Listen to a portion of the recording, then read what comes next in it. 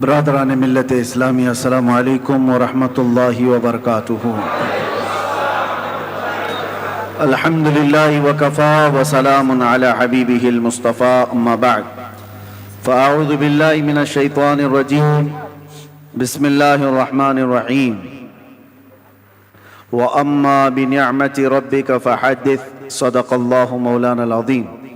بارگاہ رسالت معاب صلی اللہ علیہ وسلم میں درود پاک کا ہدیہ پیش کریں۔ اللہم صلی علی سیدنا محمد معدن الجود والکرم وآلہ واصحابہ الکرام وابنہ الکریم وبارک وسلم صلاة دائمة سرمدا ابدا۔ عزیزان گرامی وقار، ہم ویسے یہاں پر جمعہ کی نماز کے لیے حاضر ہیں اور اللہ کا یہ مقدس گھر ہے۔ یہاں پر تعظیم، عبادت خالص اللہ کی ہوتی ہے۔ یہاں سارے انسان برابر ہیں۔ ہم میں سے دنیاوی اعتبار سے چاہے کسی بھی مقام کا حامل ہو، لیکن یہ گھر ایسا ہے جہاں پر سب کے سب برابر ہیں۔ امیر غریب، فقیر غنی، سب ایک صف میں ہیں۔ اسی لیے کہا گیا تھا، آ گیا عین لڑائی میں گر وقت نماز، قبلہ رو ہو کے زمیں بوس ہوئی قوم حجاز۔ ایک ہی صف میں کھڑے ہو گئے محمود و ایاز، نہ کوئی بندہ رہا نہ کوئی بندہ نواز۔ یہ اسلام کی خصوصیت ہے میرے عزیزو، اور اس خصوصیت کو ہمیشہ قائم رکھنا ہے۔ ایک بات، بہت مختصر سا وقت ہے، مولانا نے تو اس کو جلسہ بنا دیا، ورنہ تو یہ جمعہ ہی ہے۔ جمعہ الگ ہوتا ہے، جلسہ الگ ہوتا ہے۔ میں آپ سے ایک بات عرض کرنا چاہتا ہوں، برسوں سے آپ اس عبادت خانے میں یا جہاں پر بھی اپنی پیشانی ٹیکنے کے لیے جاتے ہیں، بچپن سے تو آپ مسجدوں میں جا رہے ہوں گے۔ ایک مسجد ایسی کوئی مجھے بتا دو جہاں خدا کی کوئی تصویر لگائی گئی ہو، کہیں ہے؟ چلو یہاں نہیں ہے تو مولانا نے کبھی شکل بتائی ہے کہ اللہ ایسا ہوتا ہے، خدا ایسا ہوتا ہے؟ نہیں بتایا۔ یہ پوری دنیا کی واحد قوم، ایک ہی قوم ایسی ہے جو بنا دیکھے سجدے میں چلی جاتی ہے۔ ہر قوم کو دنیا میں جا کر کے آپ دیکھنا، سرچ کر کے، سب کو جھکنے کے لیے کوئی نہ کوئی مورتی کی ضرورت ہوتی ہے۔ وہ سامنے دیکھتے ہیں پھر جھکتے ہیں، اور چاہے وہ کسی بھی دین میں ہو، سب نے اپنا اپنا کچھ نہ کچھ بنا رکھا ہے۔ عیسائی اگرچہ خدا کی عبادت کی بات کرتے ہیں، لیکن انہوں نے مریم اور حضرت عیسیٰ علیہ السلام کی بھی مورتیاں بنا لی ہیں۔ یہودی اگرچہ اللہ کی عبادت کی بات کرتے ہیں، لیکن نبیوں کی مورتیاں انہوں نے بھی بنا رکھی ہیں۔ جتنے مذاہب ہیں انہوں نے سب نے اپنی اپنی جھکنے کے لیے کچھ نہ کچھ چیزیں بنائی ہیں۔ یہ پوری دنیا میں ایک ہی قوم ہے، ایک ہی قوم ہے۔ اسی لیے تو میں عرض کرتا ہوں میرے عزیزو، اللہ تبارک و تعالیٰ نے ہماری اور تمہاری فضیلت میں قرآن کی شروع کی آیتوں میں فرمایا یؤمنون بالغیب، یہ وہ لوگ ہیں جو غیب پر ایمان رکھتے ہیں۔ آج تک ہم نے اللہ کو دیکھا نہیں، اور لوگ یہ طعنہ مارتے ہیں کچھ، جیسے ابھی مسئلہ چل رہا تھا کہ ہم سب نے پکارا تھا آئی لو محمد صلی اللہ علیہ وسلم، سیدنا محمد صلی اللہ علیہ وسلم۔ میرے عزیزو، ہمیں یہ چیزیں راستوں پر یا جلسوں پر اس طرح علل اعلان کہنے کی ضرورت کیوں پیش آتی؟ جب کوئی درندہ چھیڑتا ہے تو ہمیں پھر اظہار کرنا واجب ہو جاتا ہے۔ اگر کوئی نہ پوچھے آپ سے تو بتانا ضروری تو ہے نہیں، لیکن جب اگر کوئی چھیڑے تو پھر ہمیں بتانا واجب ہو جاتا ہے کہ ہم اپنے نبی پاک صلی اللہ علیہ وسلم سے اپنی جان سے زیادہ محبت کرتے ہیں۔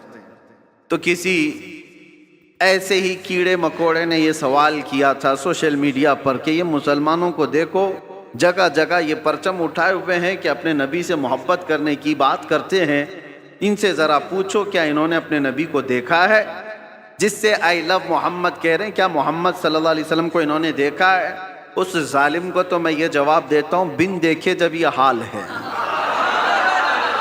ارے دیکھتے تو بات الگ تھی، سر ہتھیلیوں پر لے کر کھڑے ہوتے ہیں۔ بنا دیکھے یہ حال ہے کہ ہم اپنی ماؤں کو اور اپنے باپ کو بچپن سے دیکھا ہے، باوجود اس کے ہم اپنی ماں اور باپ سے زیادہ اپنے نبی سے محبت کرتے ہیں۔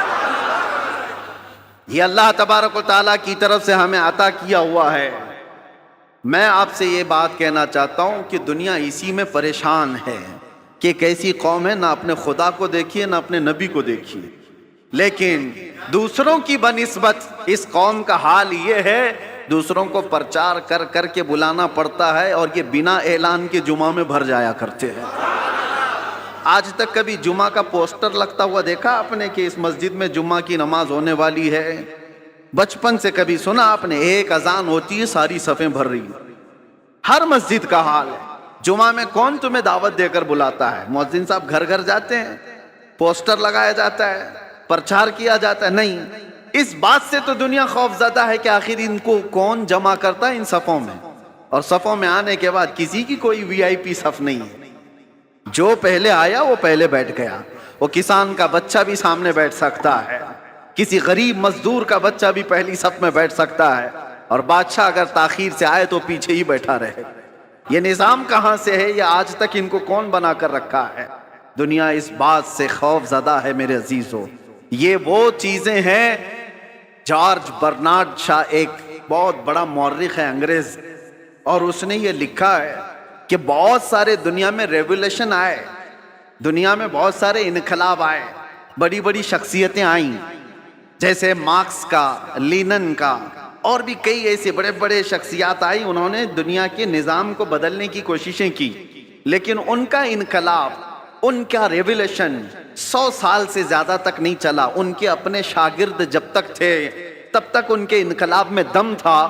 جارج برنارڈ شاہ کہتا ہے دنیا میں ایک ہی انقلاب میں نے دیکھا ہے، 14 صدیوں کے بعد بھی آج بھی پوری طاقت کے ساتھ قائم ہے، اور وہ انقلاب ہے مکہ کی سرزمین سے اٹھا ہوا، محمد الرسول اللہ کی زبان سے لایا ہوا، اور مدینے کے بادیہ نشین بغیر چپل کے ایک لباس میں چلنے والے وہ صحابہ کا لایا ہوا انقلاب ہے۔ اور زمانہ بدلتا گیا، حکومتیں بدلتی گئی، کتنے طوفان آئے، کتنے اندھیریاں، کتنے کیا کیا آئے، لیکن اس انقلاب میں آج بھی وہ دم ہے، آج بھی وہ اثر ہے کہ ایک بار اگر ان کے نبی کو کوئی چھیڑ لے تو پوری دنیا میں یہ سڑکوں پر آ جاتا۔ یہ بات میں آپ کو اس لیے کہہ رہا ہوں، یہ جان ابھی تک باقی کیوں ہے؟ 1400 سال ہو گئے، یہ جان باقی ہے۔ آپ کو پتہ ہے، میں آپ کو بہت بڑی بات کہنے جا رہا ہوں، توجہ۔ یہ جمعہ آج تک ہمارے سلامت ہیں۔ کتنے درندے آئے اذانیں بند کرنے کے لیے، قرآن پر پابندیاں لگانے کے لیے، کیا کیا نہیں کیا۔ 1400 سال یوں ہی نہیں گزرے ہمارے۔ لوگ کہتے ہیں آج حالات خراب ہیں، اس سے بھی بڑے حالات خراب ہو کے گئے۔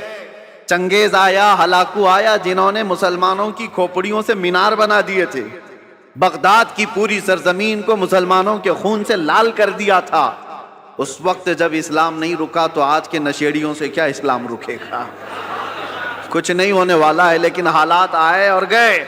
لیکن آج تک یہ جو جان باقی ہے، کون تمہیں جمع کرتا ہے آج؟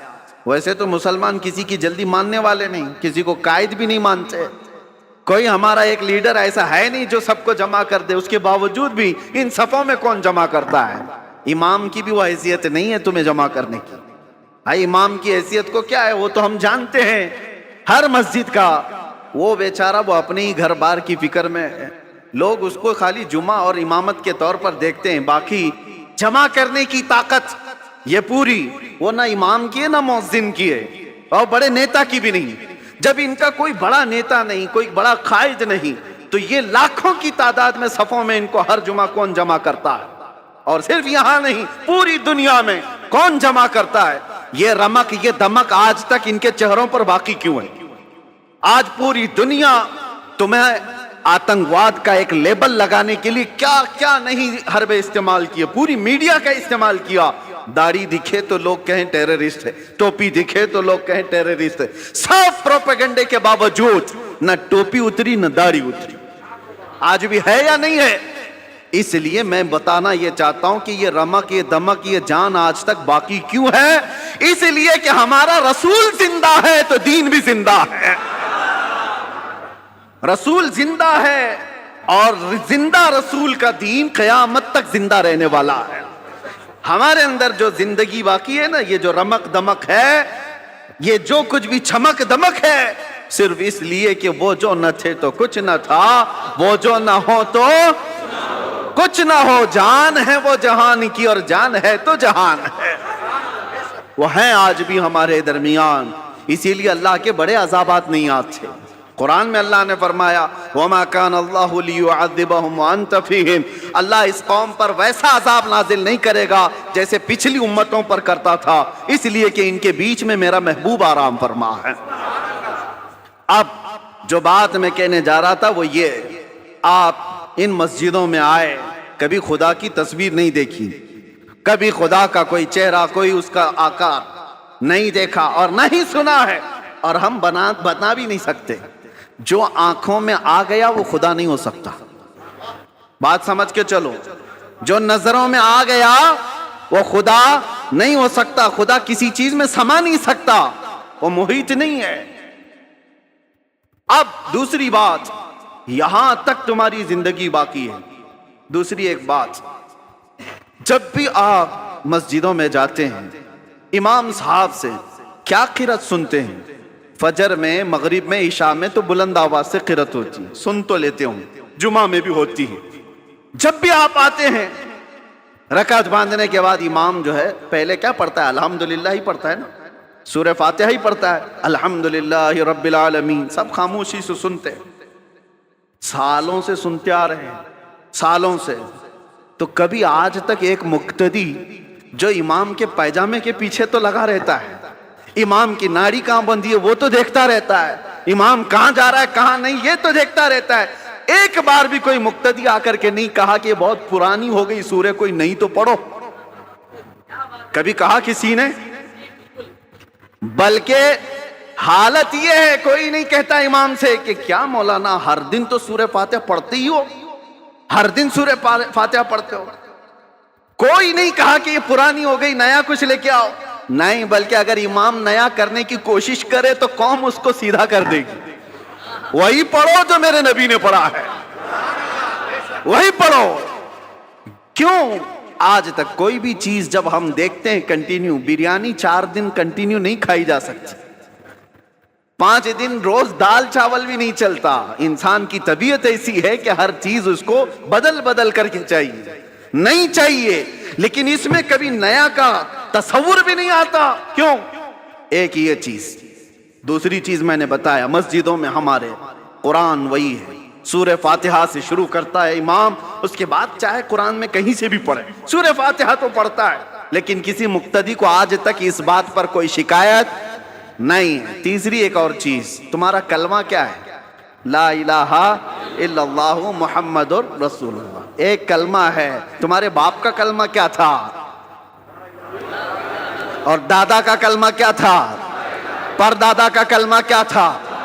صدیوں سے ایک ہی کلمہ چل رہا ہے، ایک ہی کلمہ ہے، لا الہ الا اللہ محمد رسول اللہ. یہ کلمہ کبھی آپ نے اپنے ابا سے بھی نہیں پوچھا، مولانا سے بھی نہیں پوچھا، بہت سال ہو گئے کوئی نیا کلمہ تو لاتے ہیں، تھپڑ لگے گا کہ نیا نہیں، اس میں یہی پرانا ہے. بلکہ حالت یہ ہے دوسرا کوئی ڈائلاگ ہو، کوئی گانا ہو، کوئی بھی چیز ہو، 4 مہینے 6 مہینے چل سکتی ہے، سال بھر 2 سال، اس کے بعد وہ سننے کو دل نہیں کرتا. آدمی چاہتا ہے یہ پرانا ہو گیا اب کچھ نیا سناؤ. کلمہ طیبہ کو کوئی بھی امتی یہ نہیں کہتا پرانا ہو گیا. ارے 70,000 بار بھی پڑھیں تو اس میں جدت اور لذت اور آتی، کبھی پرانا نہیں ہوتا. یہ ایسی چیزیں تمہارے پاس ہیں، تمہارے پاس ہیں. یہ جمعہ کی جماعت، یہ قرآن کی حقانیت، یہ کلمہ طیبہ کی جدت جو ہر زمانے میں ہے، کیا یہ تمام چیزیں اس بات کا ثبوت نہیں ہے کہ اسلام زندہ ہے اور قیامت تک زندہ رہنے والا ہے؟ کسی بھی جگہ پر تمہیں یہ چیزیں نہیں مل سکتی. ہر جگہ بہت کچھ بدلاؤ ہے.